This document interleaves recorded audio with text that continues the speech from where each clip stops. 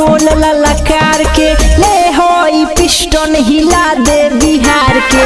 चौहान जी के जान होइस बोल ललकार के, ले होई पिस्टन हिला दे बिहार के।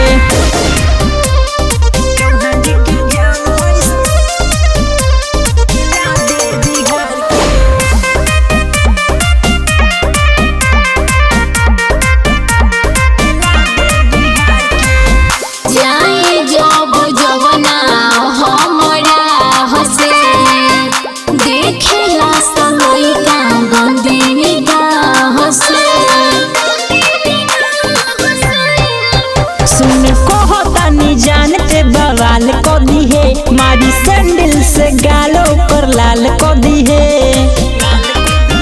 पीछे पड़ल बाटे लफुआ ए सोना थार से। चौहान जी के जान होइस बोल ललकार के, ले होई पिस्टन हिला दे बिहार के। चौहान जी के जान होइस बोल ललकार के, ले होई पिस्टन हिला दे बिहार के।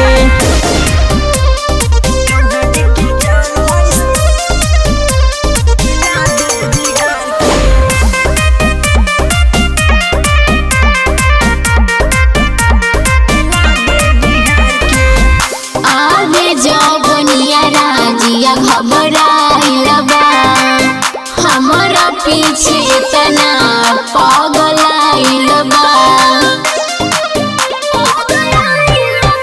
अरे धो दी है नाम ते हूँ रोहित रोशन के, नक्शा बिगाड़ दी है पंकज ओकरा फेस के।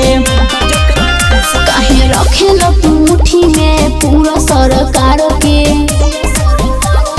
चौहान जी के जान होइस बोल ललकार के, ले होई पिस्टन हिला दे बिहार के।